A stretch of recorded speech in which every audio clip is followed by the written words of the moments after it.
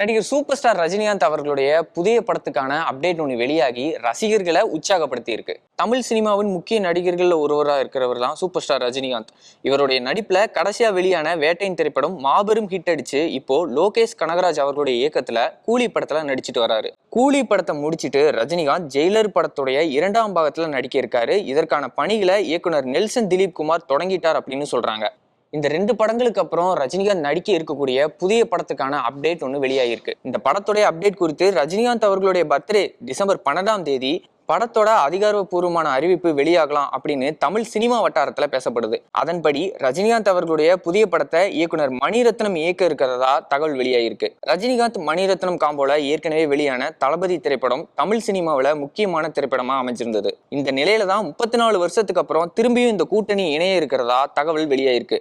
இப்போ கமலஹாசன் அவர்களுடைய நடிப்புல தக் லைஃப் படத்தை மணிரத்னம் அவர்கள் இயக்கிட்டு இருக்கார் அப்படிங்கிறது குறிப்பிடத்தக்கது.